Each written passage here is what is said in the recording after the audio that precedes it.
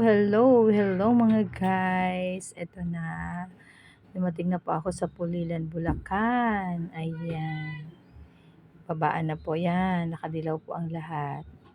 Minsan po ay puro laman nitong bus ay Soldiers of Christ. Kaya alam na ng mga driver, pag sinabing soldiers, alam na nila kung saan sila titigil para kami ibaba mga guys. Ayan, dito na kami, nakarating na kami. Salamat sa Diyos. Ayan, lakad lang ako, lakad. Pasok po sa loob.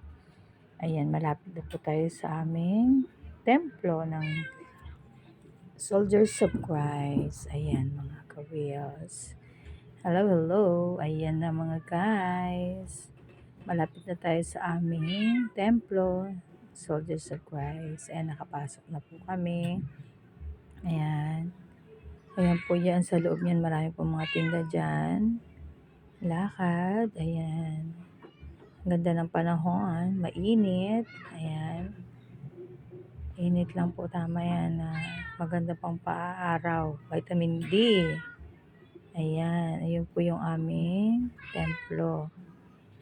Ayan, hindi po yan. Hindi po yan ang templo namin. Ayun po yung templo. Ayan. Ayan po yung templo ng Soldiers of Christ Catholic Charismatic Healing Ministry. Ayan. Thank you, Lord. Nakarating na kami ng maayos. Ayan. Ayan na po yung aming templo. Hindi pa nag-uumpisa. Ayan o. Marami pang mga bakante. Pero maya-maya is punuan na yan mga guys. Ayan po yung aming templo. Ayan. Thank you for watching mga guys. Thank you for watching. God bless you all.